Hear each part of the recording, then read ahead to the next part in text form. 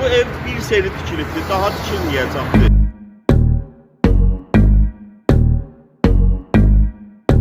Təbrizin hər addımında bir tarix yatıb.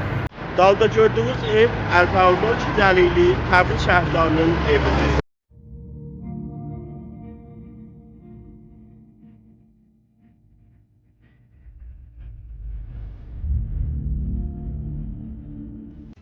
Ərfə Olmol evinin özünə xas memarlığı vardı və bunun tarixi Qacar dövrünün axırı və Pəhləvi dövrəsinin əvvəllərinə gedir.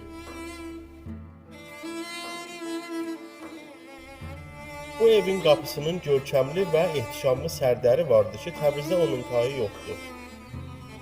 Ərfə Olmol Cəlilin evi Mirzə Rıza alanında yerləşibdir və Qərebağlılar məhəlləsinin və Mənsur Xiyavanının yaxınlığındadır.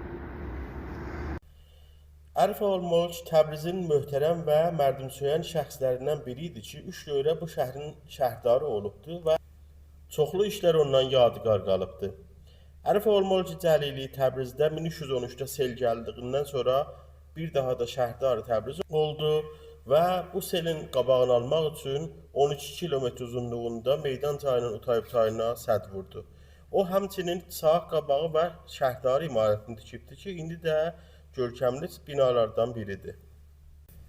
Mütəəssifanə 5-6 il bundan qabaq Ərfə Olmol Cəlilinin evinin səqfi töküldü və indi elə bu vəziyyətdə qalıbdır. Həmşəhrilərin dərxastı ustandar, şəhərdar və Mudirkolli miras fərhəngidən budur ki, bu tarixi bənanı hifz eləyib və gələcək nəslə saxlasınlar.